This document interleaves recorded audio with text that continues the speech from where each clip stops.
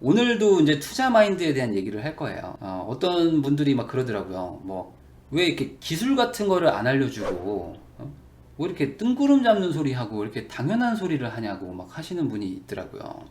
그러니까, 뭔가 마인드 얘기를 하고, 뭐, 이렇게 생각을 해야 됩니다. 이렇게 얘기를 하면은, 뜬구름 잡는 소리다.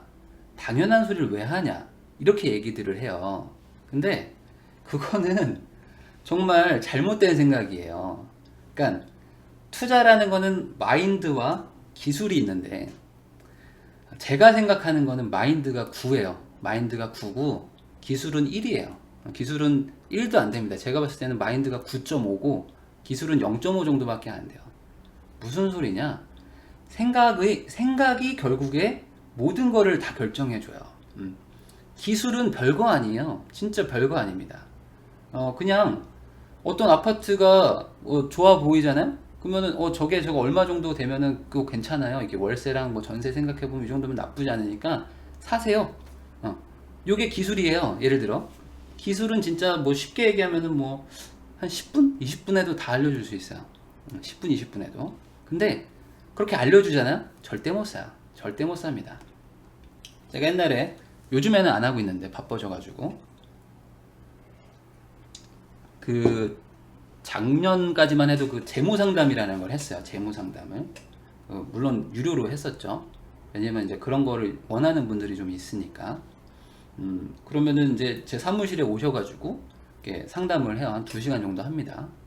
그러면은 대부분 물어보는 게 똑같아요. 내가 지금 어떻게 살고 있는데 돈이 없다. 그럼 제가 이렇게 막 따져보죠. 보험이랑 뭐 재산이랑 이렇게 따져보면은 돈이 많아요. 근데 돈이 다 쓸데없는 곳에 들어가 있는 거죠. 보험에 막 연금에 뭐 몇 천만 원 들어가 있고, 대출 없이 자기 집에 뭐 몇 억 들어가 있고, 아니면 뭐 전세 살고 있든지 막 이렇죠. 그래가지고 뭐 그런 거 이렇게 정리하면은 돈이 뭐 몇 억이 생긴다라고 이제 알려줘요. 그 다음에 무료는 아니에요. 당연히 유료죠. 그 무료로 하게 되면 사람이 너무 많아져서 할 수가 없어요.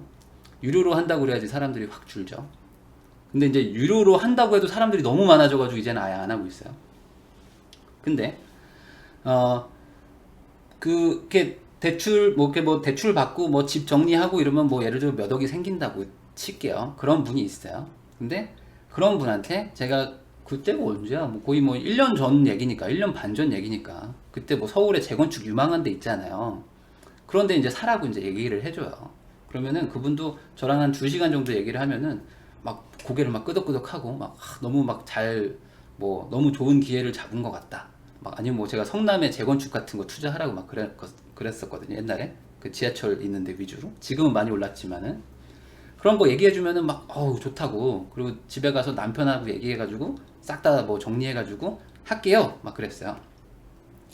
그러고 나서 집에 가요. 집에 가고 나서 한 이틀 있다가 저한테 다시 뭐 연락이 옵니다. 그러니까 메일이나 뭐 카톡이나 전화가 와요.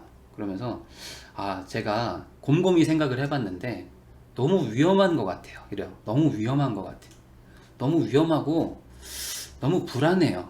너무 불안해서 그런 거는 못할 것 같아요. 못할 것 같아서 혹시 그거 말고 조금 더 좀 작고 조금 더 안정적인 거 없나요? 이렇게 꼭 얘기를 해요. 조금 더 작고 안정적인 거 없나요? 제가 말한 게 정말 최고로 안정적이고 최고로 안전한 것만 추천을 했거든요. 정말로. 그 서울의 재건축. 그러니까 1년 반 전에 서울의 재건축에다가 투자하라고 그랬죠.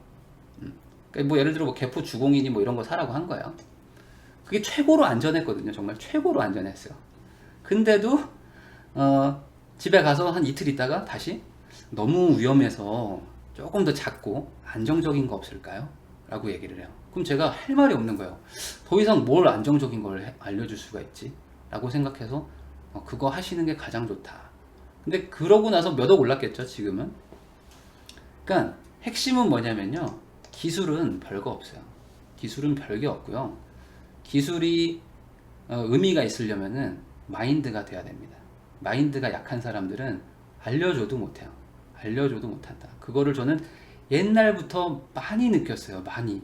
옛날에 제가 회사 다닐 때도 회사 다닐 때 제가 돈 벌기 시작하니까 아파트 투자해가지고 돈 버니까 얼마나 재밌어요. 제가 막 뭘 해서 돈 버니까. 근데 제가 친하게 지내는 선배들 있잖아요. 뭐 동기들도 있고. 그럼 만나면 제가 맨날 그냥 아파트 사라고 떠드는 거예요. 저도 신나가지고. 그러면은 뭐 기술 얘기를 막 했죠.